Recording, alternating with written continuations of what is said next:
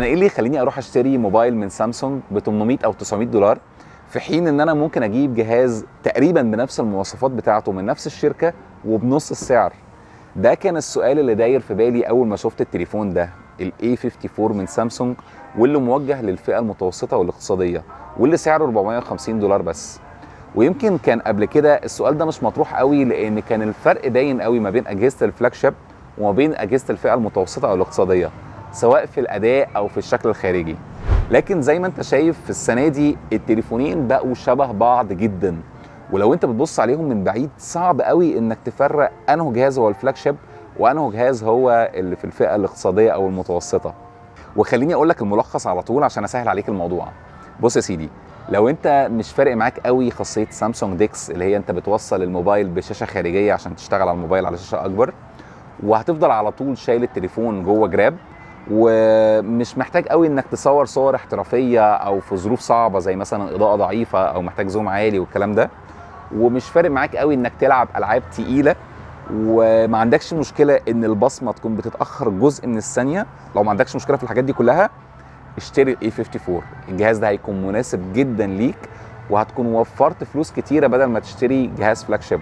وفرق الفلوس ده انت تقدر تستفيد بيه، روح حطه في البورصه او اشتري بيه كورس تطور بيه نفسك او اعمل بيه اي حاجه تانية مفيده. لكن لو النقط دي فارقه معاك ففي الحاله دي هيكون افضل بالنسبه لك هو ال S23. وخلي بالك انا هنا بتكلم عن البيزك S23 مش ال S23 بلس، لان الفرق ما بينهم هما الموبايلين كوبي وبيست من بعض. الفرق الوحيد هو في مقاس الشاشه، والاس 23 بلس زياده عن التليفون ده ب 200 دولار، فانت اولى بالفرق ده روح حطهم في البورصه او اشتري بيهم كورس طور بيه نفسك. ده كان الملخص، وصدقني هي دي بس الفروقات ما بين الجهازين. لو لغايه دلوقتي انت كده تمام تقدر توقف الفيديو وتعمله لايك وتشترك في القناه، واشوفك في الفيديو اللي جاي. بس لو عايز تعرف معلومات اكتر خلينا بقى نخش في التفاصيل. انا هتكلم معاك في الفيديو ده عن 5 فروقات رئيسيه ما بين التليفونين دول. اول حاجه هو الشكل الخارجي، بعد كده الشاشه، بعد كده السوفت وير والاداء والكاميرات والبطاريه. اول نقطه هي الشكل الخارجي. فمن الناحيه التصميميه الاثنين بقوا زي بعض في فكره الثلاث عدسات الفلوتنج ديت، لكن الخامات مختلفه خالص. فالاي 54 ده جهاز متصنع من البلاستيك فيما عدا الظهر اللي من الازاز، فده بيخليه اضعف شويه، في حين ان الاس 23 ده متصنع من الالومنيوم كله فباين عليه الصرف الصراحه. لكن لو زي ما قلت لك هتحطهم في جرابات فالنقطه دي هتختفي ومش هتكون فارقه معاك خالص في الاختيار ما بين الجهازين. والاثنين مقاومين جدا للميه والاتربه، فالاي 54 واخد تقييم IP67 والاس 23 واخد تقييم IP68، فالاثنين هيكونوا مقاومين للميه لفتره طويله. والاثنين فيهم نفس مخرج الشاحن اليو اس بي سي، لكن في الاس 23 اسرع شويه في نقل البيانات فهو يو اس بي سي 3.2، في حين ان اللي موجود في الاي 54 هو يو اس بي سي 2.0. والاثنين فيهم مكان للشريحه، لكن النقطه اللي بيتفوق فيها الاي 54 وتقريبا دي النقطه الوحيده اللي هقول ان الاي 54 بيتفوق فيها، هي ان الجهاز ده لسه فيه مايكرو اس دي كارد لغايه 1 تيرا بايت، فانا فعلا مبسوط ان دي موجوده هنا. فانا في نقطه الشكل الخارجي شايف بصراحه ان الجهازين متساويين جدا مع بعض، لان اي نعم انت في الاس 23 الجهاز متصنع من خامات انضف شويه اللي هي الالومنيوم مش بلاستيك زي الاي 54، لكن انت ما عندكش مكان لمايكرو اس دي زي اللي موجود هنا، وكمان الجهاز ده بنص السعر بتاع الجهاز ده. تاني نقطه هي الشاشه. فالاي 54 بيجي بشاشه سوبر اموليد بمقاس 6.4 بوصه وبابعاد 1080 في 2340 وبدقه حوالي 403 بكسل بر انش، وبتدي اقصى سطوع ليها 1000 نتس، في الوقت اللي الاس 23 شاشته اصغر بس افضل، فهي من نوع دايناميك اموليد 2 اكس ونفس ابعاد الشاشه اللي فاتت 1080 في 2340 لكن بمقاس 6.1 بوصه، وبالتالي فهي بتدي دقه اعلى نسبيا حوالي 425 بكسل بر انش. لكن الشاشتين تشبع الالوان فيهم رائع جدا، وبيدعموا تقنيه HDR10 بلس واللي بتدي رينج عالي جدا للالوان. يمكن بس النقطه اللي الاس 23 بيتفوق فيها شويه هي درجه السطوع، واللي بتوصل لغايه 1750 نتس في اعلى قيمه ليها، وده تقريبا ضعف اللي موجود في الاي 54 بالذات لما هتحطهم تحت اشعه الشمس المباشره. النقطه كمان اللي فرقه ما بين الجهازين دول واللي بيتميز فيها الاس 23 هي طبقه الحمايه اللي موجوده على الشاشه، واللي متصنعه من كورنينج جوريلا جلاس فيكتس 2، واللي تعتبر اعلى من اللي موجوده في الاي 54 اللي هي كورنينج جوريلا جلاس 5. والتليفونين فيهم خاصيه الاولويز اون ديسبلاي، لكن الاس 23 الشاشه بتاعته دايناميك والتردد بينزل لغايه 1 هرتز لو مفيش حاجه بتتعرض على الشاشه، لكن الاي 54 بينزل لغايه 60 هرتز بس، فبيستهلك كميه اكبر من الطاقه. لكن الشاشتين بيشتغلوا بتردد 120 هرتز، فده هيخلي الحركه على الشاشه سموث، لكن واضح ان في الاس 23 الحركه اسرع شويه والاستجابه بتاعته افضل، وده بسبب المعالج اللي موجود هنا واللي هنتكلم عنه كمان شويه. ولو حطيت التليفونين جنب بعض هتلاحظ ان الحواف في الاس 23 اصغر شويه، ودي نقطه ما تفرقش خالص قصاد توفير الفلوس اللي موجود في الاي 54. فبالنسبه لنقطه الشاشه ديت انا شايف ان الاي 54 هو اللي يكسب، لان اي نعم في الاس 23 طبقه الحمايه اللي موجوده عليه اعلى والبيكسل بير انش هنا اكتر، لكن الشاشه اللي موجوده هنا قريبه جدا منه وبنص السعر، فدي نقطه تحسب للجهاز ده. بس تلاقيك دلوقتي بتفكر وبتقول طب طالما الجهاز ده حلو قوي كده وبالسعر القليل ده، ايه اللي يخلي الناس ما تشتريهوش وتروح تشتري الفلاج شيب الاس 23؟ خليني اقول لك. اول نقطه رئيسيه بيتفوق فيها الاس 23 هي نقطه الاداء. فالجهاز ده فيه 8 جيجا بايت رام واحدث معالج من كوالكوم، واللي متصنع مخصوص لاجهزه الجالاكسي، وهو سناب دراجون 8 جين 2 فور جالاكسي، واللي فعلا هيدي لك اداء رائع جدا وهتاخد منه استجابه لحظيه. في حين ان الاي 54 بيجي باصدارين من الرامات 6 جيجا او 8 جيجا على حسب الدوله بتاعتك، وبيجي بمعالج يعني اقل شويه كتيره اللي هو اكسنوس 1380 اللي متصنع من سامسونج. ولو بصيت على ارقام الاداء فهنا باين قوي الفرق بين الجهازين، وقد ايه الاس 23 جهاز اقوى واسرع، وبشويه استخدام بسيط للجهازين هتحس على طول بالفرق في الاستجابه والاداء في الاس 23. فالجهاز ده بيفتح تطبيقات اسرع بشكل ملحوظ. والجميل بقى من سامسونج ان هي ما بخلتش على الاي 54 في اي حاجه تخص السوفت وير.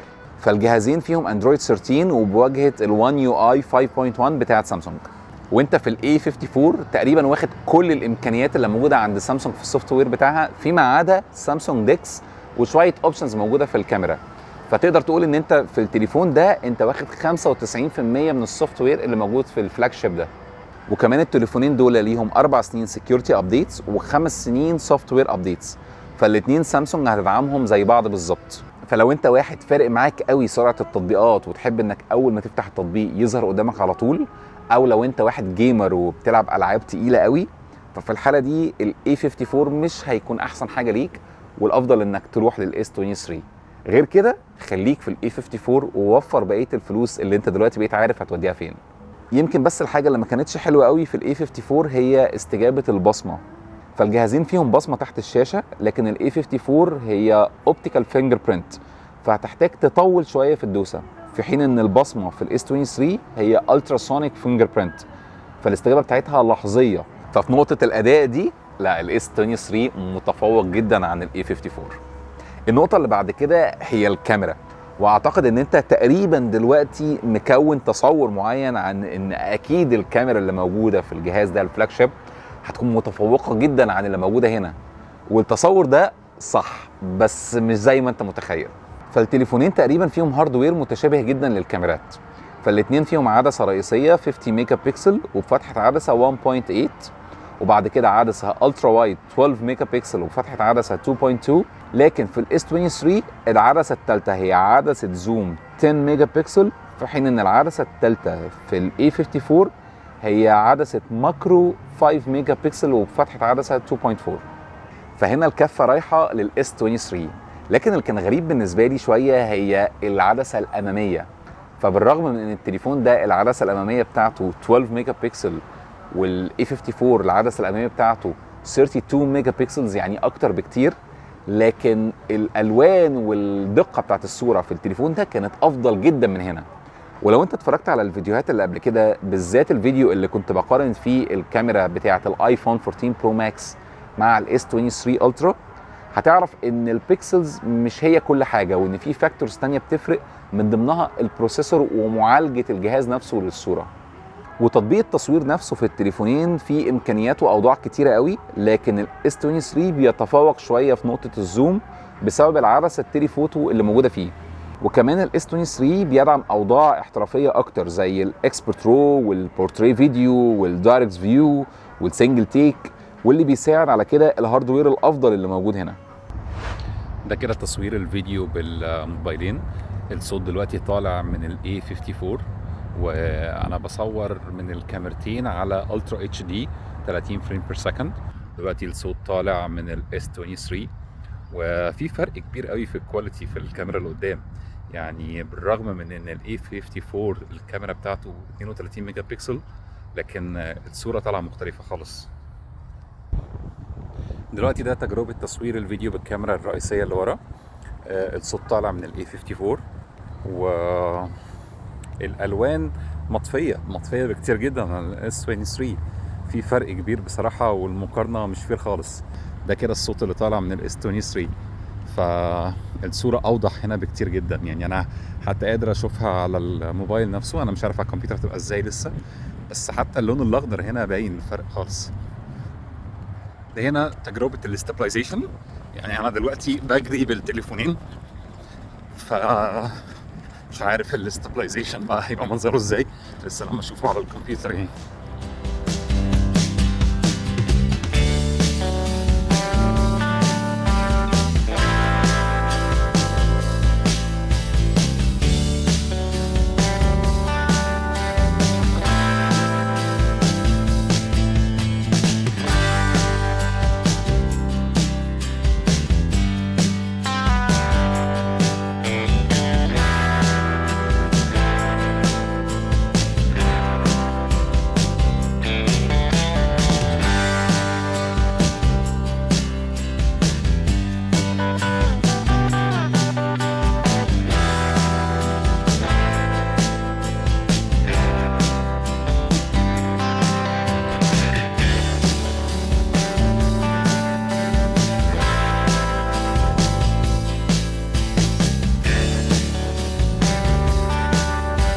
اخر نقطه بقى سريعا كده هي نقطه البطاريه.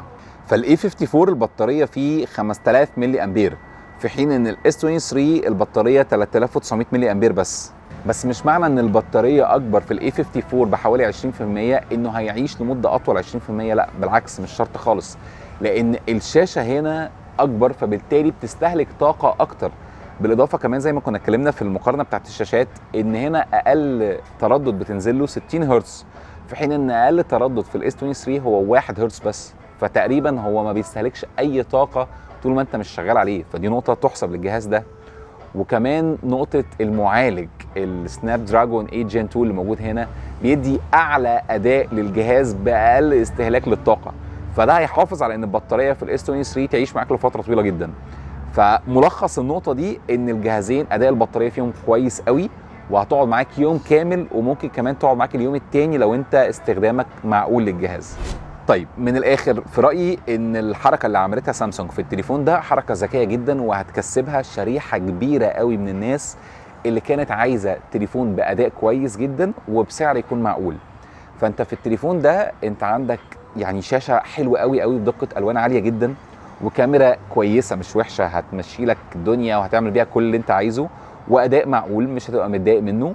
وفوق كل ده هتاخد احلى سوفت وير موجود في الموبايل في رايي، اللي هو السوفت وير بتاع سامسونج بالوان يو اي 5.1. فالتليفون ده هيكون مناسب لحوالي 75% من الناس اللي ممكن تكون محتاجه انها تشتري تليفون جديد، الا بقى لو انت عايز الحاجات المتخصصه قوي زي ما اتكلمنا هنا في موضوع الكاميرا وموضوع سامسونج ديكس والاداء العالي والبصمه الاسرع. فانا شايف التليفون ده يعني تليفون كويس جدا جدا، وبالذات لو هتستخدمه عشان تعمل منه لايك او تشترك منه في القناه عشان يوصلك كل الجديد. ومن النهارده لغايه ما ينزل الفيديو اللي جاي، واللي بالمناسبه هيكون عن تابلت من شركه كلنا لينا ذكريات معاها وبسعر اقل من $250، اتاكد انك تكون عامل اشتراك في القناه. وفي نفس الوقت لو انت لسه مش شايف ان السوفت وير بتاع سامسونج هو فعلا احلى سوفت وير في جهاز موبايل، تقدر تروح تتفرج على الفيديو اللي كنت بقارن فيه السوفت وير اللي موجود من سامسونج مع السوفت وير بتاع ابل. بس كده، اشوفك في الفيديو اللي جاي. سلام.